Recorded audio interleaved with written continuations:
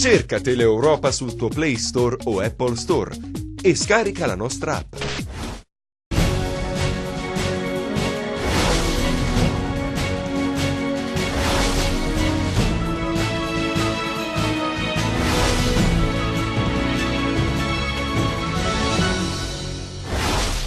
Incendio nella tendopoli di San Ferdinando, una donna è morta, ustionati altri migranti, 200 le baracche distrutte dalle fiamme. Inaugurato l'anno giudiziario a Catanzaro alla presenza del ministro della giustizia Andrea Orlando, che ha detto bisogna guardare alla giustizia con gli occhi del Sud e ha annunciato risorse per l'informatizzazione degli uffici. Dopo una lunga notte di confronto, il PD ha scelto i candidati che rappresenteranno il partito alle politiche in programma il prossimo 4 marzo. La festa per l'apertura del ponte di San Francesco di Paola ha richiamato a Cosenza migliaia di persone, infrastruttura che proietta la città nel futuro, ha detto l'architetto Calatrava. Sarebbero 2.000 le multe in arrivo per i cittadini a Vibo, lo ha annunciato l'assessore all'ambiente, linea dura per i trasgressori delle regole imposte dal municipio sui rifiuti. Il programma del 60° Carnevale di Castrovillari, tutto pronto, la macchina organizzativa è già in moto da tempo. Sfida salvezza rossoblù tra Crotone e Cagliari, il Rende affronta la capolista, i lupi per vincere anche ad Andria, la nuova regina in trasferta a Matera, il Catanzaro ospita il Bisceglie. When tyrants tremble in their fear and hear their dead knell ring, when friends rejoice both far and near, how can I keep from singing in prison cell and dungeon vile? Our thoughts to them are winging when friends by shame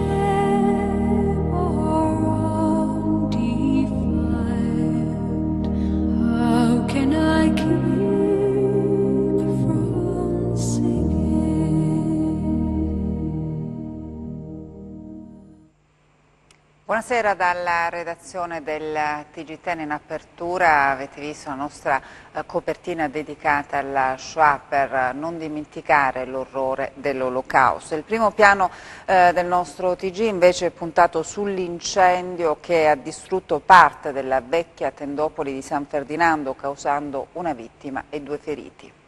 Agghiacciante e inaccettabile. Sono questi i pensieri che accompagnano la tragica notizia dell'ennesimo incendio scoppiato all'interno della tendopoli di San Ferdinando. Una donna di 30 anni morta carbonizzata, altre 2 ferite e il bilancio di una notte di orrore. Tutto sarebbe accaduto in modo accidentale. Si pensa che la causa sia stato il tentativo di accendere un fuoco per combattere il freddo. Già, perché quando la povertà e le difficoltà sono enormi, anche un'azione di normalità può diventare pericolo. Le indagini di Carabinieri, Polizia di Stato e Vigili del Fuoco comunque sono incentrate su tutte le ipotesi, perché fare assoluta chiarezza non è solo giusto, ma fondamentale. Certo è che si è rischiata la strage. Appena l'incendio è scoppiato non ha dato scampo alla giovane di 30 anni rimasta intrappolata tra le fiamme. Il corpo è stato totalmente carbonizzato e non è stato facile individuare il sesso. Le altre 2 donne ferite sono state ricoverate all'ospedale di Polistena. Le loro condizioni, per fortuna, non destano preoccupazioni.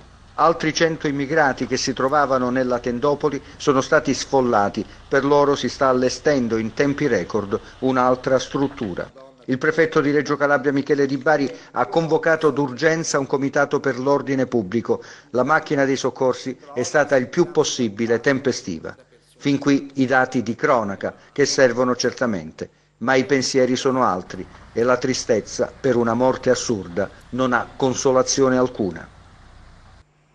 E sempre per quanto riguarda questa brutta vicenda, una lite tra un migrante del Gambia e una donna nigeriana si sarebbe verificata nella tarda serata di ieri proprio nella tendopoli di San Ferdinando, prima che scoppiasse il rogo che ha provocato la morte di una donna e l'indiscrezione che circola tra alcuni migranti della tendopoli. Intanto l'autopsia che sarà effettuata nei prossimi giorni dovrà stabilire le cause della morte della donna, il cui cadavere, come dicevamo, Palermo si presenta completamente carbonizzata. Ci sono molte reazioni dopo questa vicenda. Intanto ci sono le parole del Vescovo che dice: l'emergenza non deve diventare sistema, lo Stato deve continuare l'opera avviata recentemente e al contempo cerchi di risolvere le situazioni di potenziale pericolo. Appunto, a dirlo è stato il Vescovo della diocesi di Oppido Palmi, Monsignor Francesco Milito, che oggi è stato proprio nella tendopoli di San Ferdinando. La desolazione, ha detto, è la considerazione che nasce spontanea a prima vista entrando in questo luogo. Qua c'è una sofferenza che non dovrebbe esistere. Il problema è di politica internazionale, le migrazioni non sono un fenomeno nuovo, ma non in questi termini. Bisogna prendere di petto la situazione, dice ancora il Vescovo, evitando che l'emergenza diventi sistema. Il Ministro della Giustizia Andrea Orlando all'inaugurazione oggi dell'anno giudiziario a Catanzaro, il Presidente della Corte d'Appello della città capoluogo ha parlato di criminogenetica. Il Guardasigilli ha annunciato maggiori risorse per migliorare proprio il lavoro del sistema giudiziario.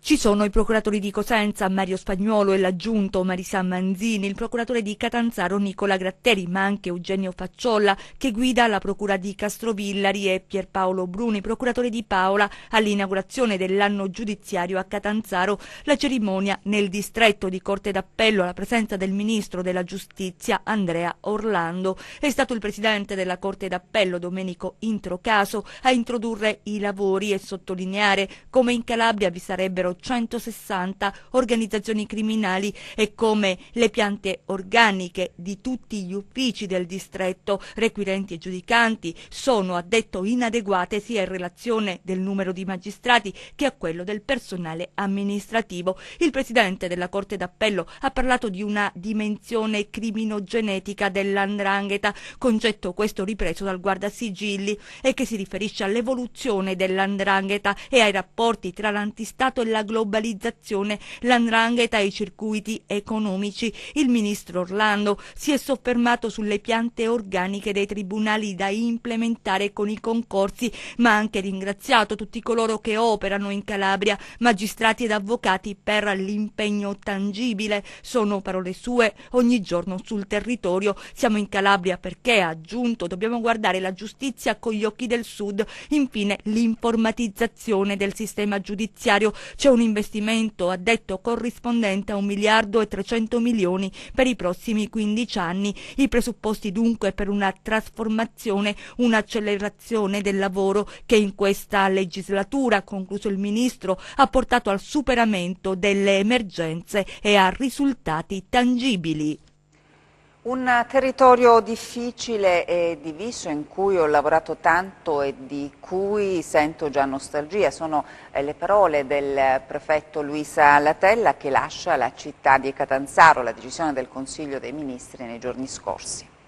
Puntuale alla cerimonia di inaugurazione dell'anno giudiziario a Catanzaro anche il prefetto Luisa Latella, che lascerà a breve la città capoluogo. Il Consiglio dei Ministri infatti ha deciso per lei un'altra destinazione, un nuovo incarico. Sarà commissario per le Universiadi 2019 a Napoli. Nel Palazzo di Governo di Catanzaro al suo posto arriverà dalla prefettura di Messina Francesca Ferrandino, 55 anni, di Napoli. Stamattina il prefetto Latella ai nostri microfoni ha tracciato un bilancio dell'attività svolta e ha detto di sentire già nostalgia della Calabria. Tanto lavoro radica veramente sul territorio, è stato poi un'esperienza bellissima, estremamente stimolante e quindi sicuramente me ne vado con un ricordo molto bello di questa città, del suo territorio.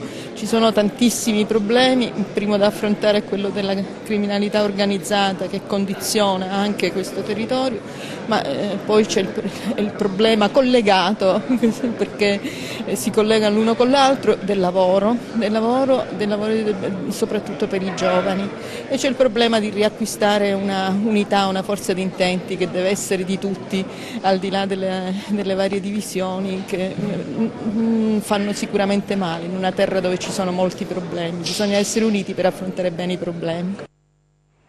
E adesso la pagina politica.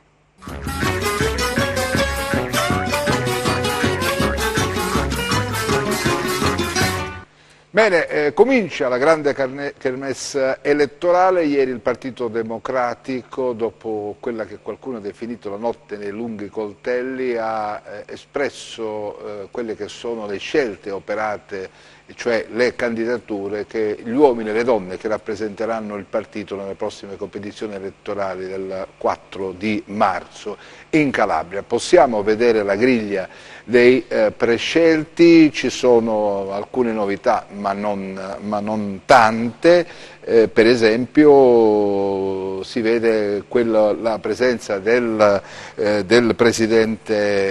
vicepresidente della giunta regionale Viscomi, vedete c'è il socialista Luigi Incarnato all'uninominale, c'è Giacomo Mancini all'uninominale di Cosenza, insomma quello che tutto sommato era nell'aria si è verificato, è stato scelto come dire, punto sul quale il Partito Democratico punta per queste elezioni. Naturalmente non mancano le polemiche, non mancheranno ad alimentare il dibattito, ma oggi è il giorno in cui bisogna prendere atto di quelle che sono le candidature, che qualcuno definisce essere diretta espressione in Calabria del governo della regione. Abbiamo chiesto se così è al Presidente Oliverio, sentiamolo.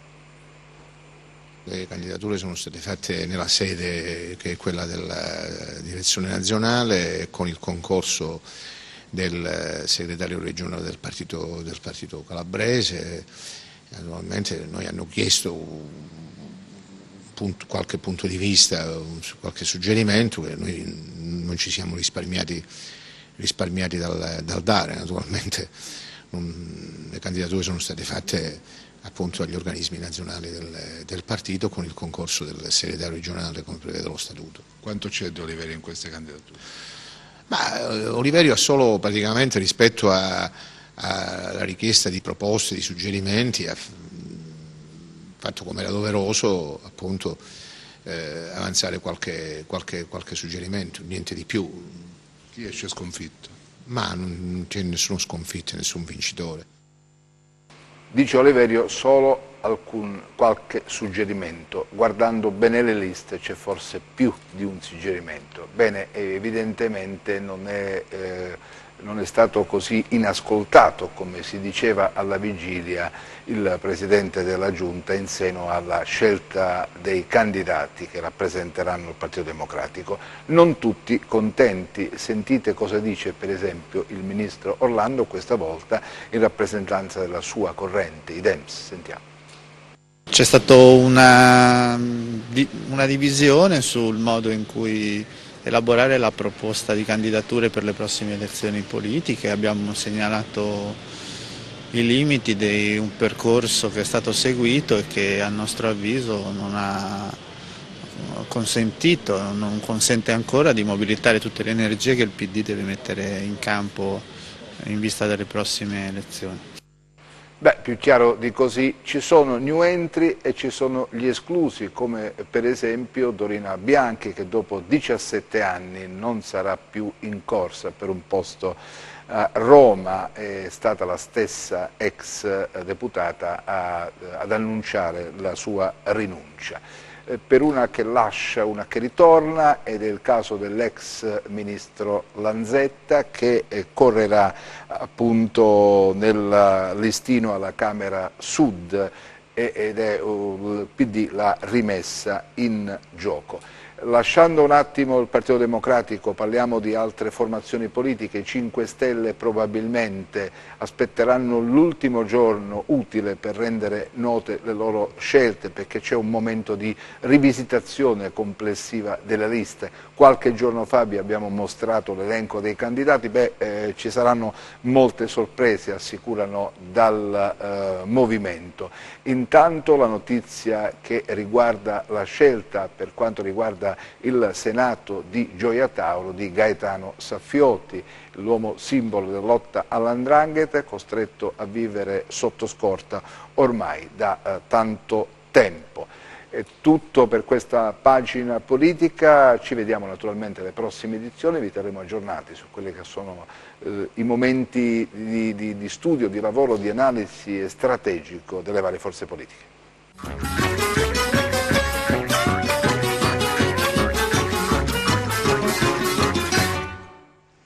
E torniamo ad occuparci della festa per l'apertura del ponte San Francesco di Paola a Cosenza, che ha richiamato migliaia di persone, un'infrastruttura che proietta la città nel futuro, come ha detto l'architetto Calatrava. È stata una vera e propria festa di popolo l'inaugurazione del ponte di Calatrava di Cosenza, intitolato al patrono della Calabria, San Francesco di Paola. Il taglio del nastro alla presenza di Santiago Calatrava, architetto contemporaneo di fama mondiale che lo ha progettato, e dell'ingegner Cimolai che ne ha curato la costruzione, è stato salutato da migliaia di persone che, nonostante il freddo pungente, hanno accolto l'invito del sindaco Mario Chiuto di lasciare le case, anche se adiacenti al ponte e con una buona visuale, per vivere lo spazio esterno come comunità e partecipare ad un evento che resterà impresso nella memoria di tutti. Il ponte che canta è stata intitolata così la grande festa che ha accompagnato l'inaugurazione, uno spettacolo solenne e fiabesco dello studio creativo di Valerio Festi, con una lunga esperienza in eventi, tra cui l'apertura dei Giochi Olimpici di Torino. Sul ponte volavano uccelli ed angeli, i pianoforti suonavano musiche di Alfonso Rendano, sospesi nel nulla. Sculture di luce si sono animate in un'orchestra mobile che suonava sopra le teste di un fiume umano stupito ed estasiato, e poi è apparsa la luna, così come l'immaginario collettivo l'ha sempre desiderata, tanto vicina da poterla quasi toccare. Una serata di grande bellezza per tutti e non per pochi eletti, che ha affermato con forza il principio di democrazia urbana fondato sulla bellezza e la bontà. La cultura raffinata si sa che stimola i giovani al rispetto, alla bellezza, a portare con sé, diciamo, questo patrimonio anche quando vanno fuori a parlare della città. Ecco, questo è un ponte dedicato ai giovani. Così come Mancini lo aveva pensato, io l'ho realizzato e voglio che questo possa essere in futuro un'occasione di riscatto per questo territorio, non solo per la città di Cosenza, ma anche e soprattutto per tutta la Calabria. I ponti hanno questo carattere magico che collegano anche tante cose, collegano anche persone, sono dei posti sono dei posti che, se sono belli, rendono un servizio al quotidiano e rendono la vita non soltanto più facile ma più armoniosa di tutti quanti.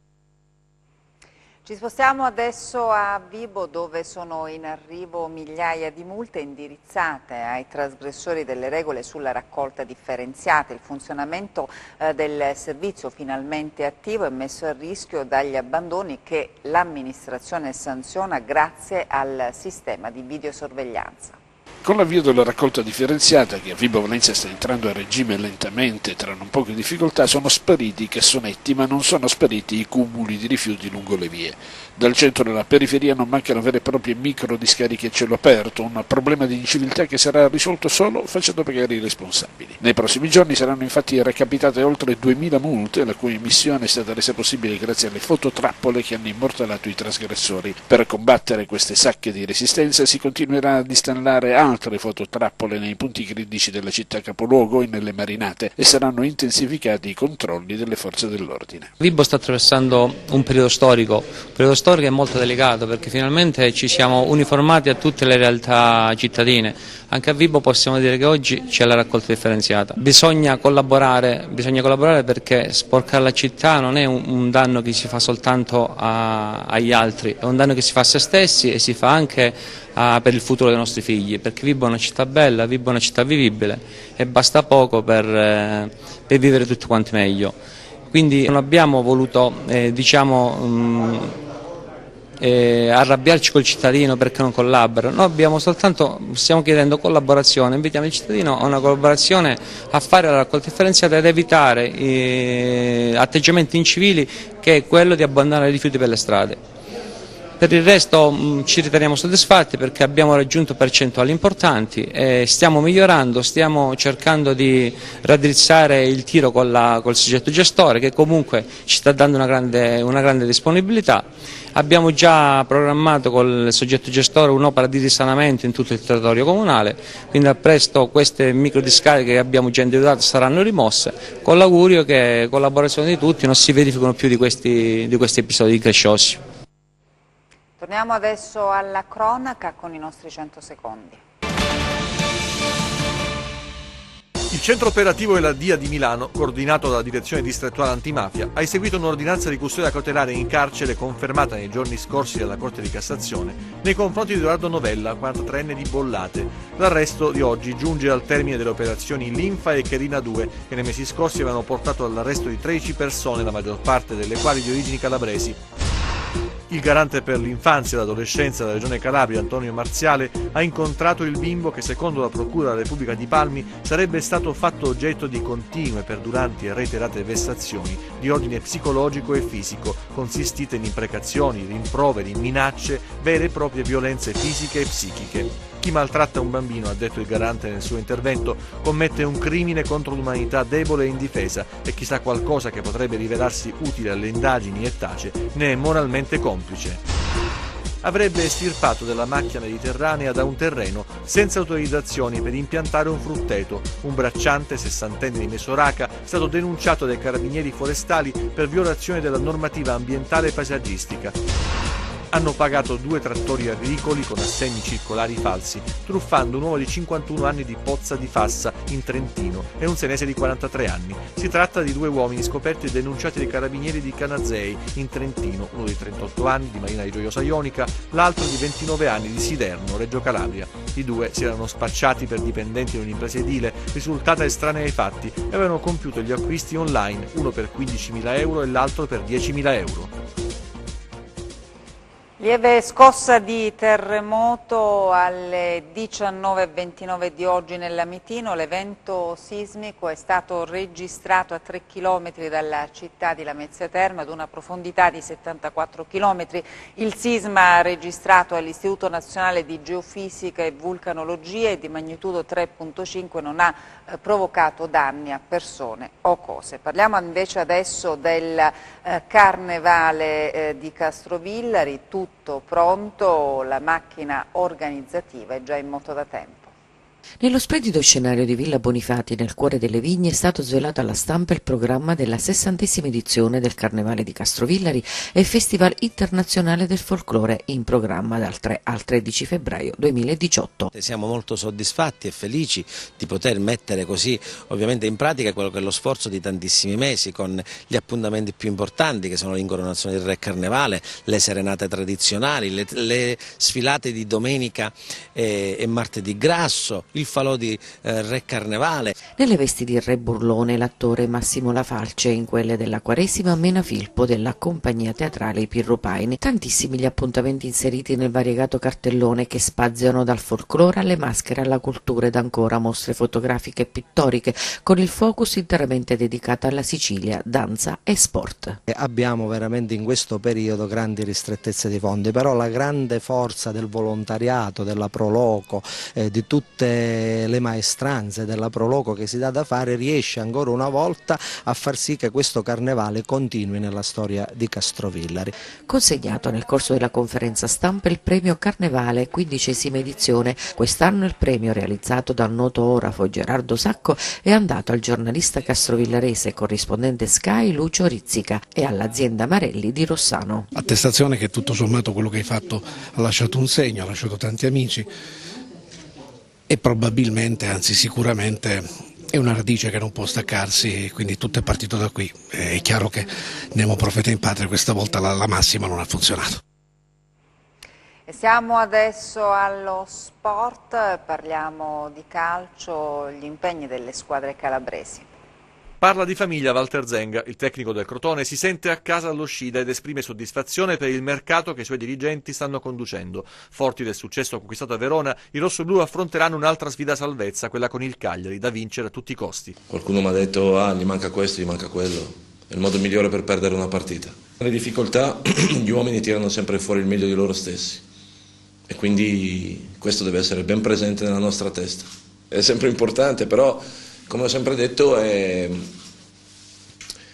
quello che i ragazzi mettono in campo, la prestazione, il come si allenano, il come durante la settimana preparano la partita, è quello che porta a far sì che la partita poi possa essere giocata in una certa maniera. Sarà il Marco Lorenzo di Rende il prato più osservato della domenica, è lì che giocherà la capolista Lecce, uscita indenne dal confronto con il Catania, ma ancora nel radar delle inseguitrici. I biancorossi di Trocini si esaltano nelle sfide più complicate, quella di domani si annuncia davvero insidiosa. Già all'andata però, nonostante la sconfitta, la matricola non tremò al cospetto dei giallorossi. I prossimi 90 minuti non saranno una passeggiata per l'11 liverani.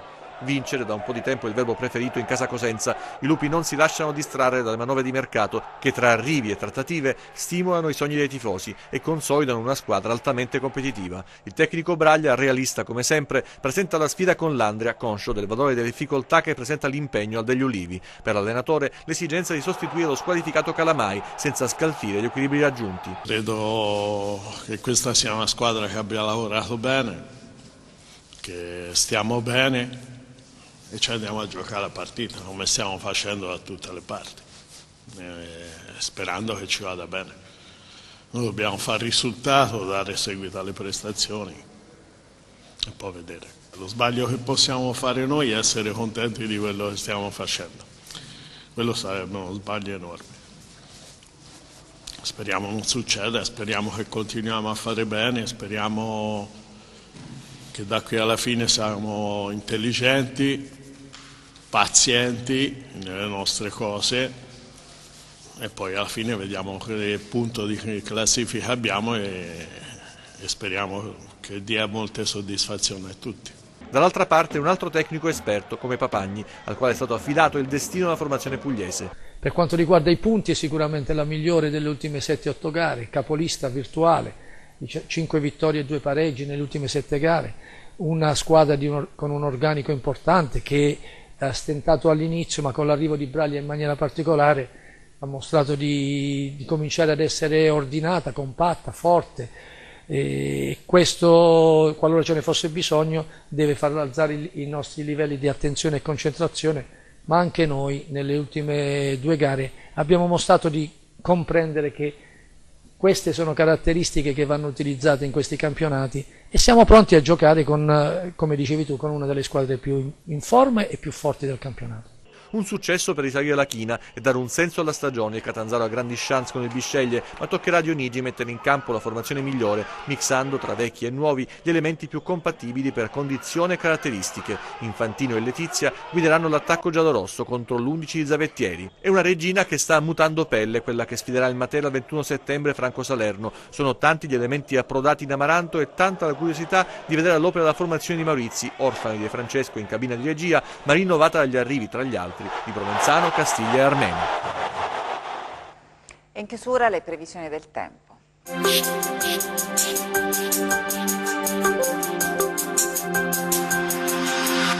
Ben ritrovati dallo staff di meteoincalabria.it. In un quadro europeo caratterizzato da grande dinamicità, il Sud Italia continua ad essere interessato da un promontorio di alta pressione che garantirà tempo pressoché asciutto anche per questo weekend e che, anzi, tenderà a rinforzarsi ulteriormente da domenica, visto che probabilmente si salderà con l'alta pressione delle Azzorre in espansione da ovest. Diamo quindi uno sguardo alle previsioni in dettaglio sulla Calabria per le prossime ore. Domenica parzialmente nuvoloso sulle zone interne e versanti ionici, poco nuvoloso altrove, possibili radi e deboli pioviggini sulle serre vibonesi e Aspromonte, temperature stazionarie.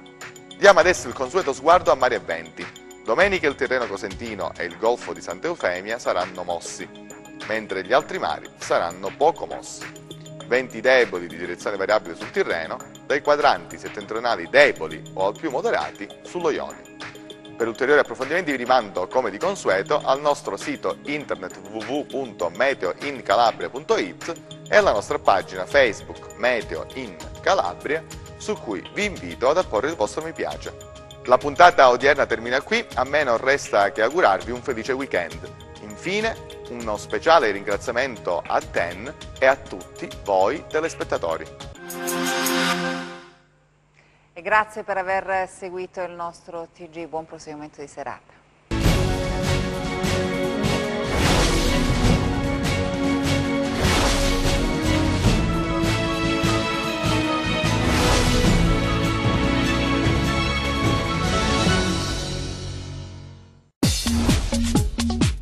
Cerca Teleeuropa sul tuo Play Store o Apple Store e scarica la nostra app.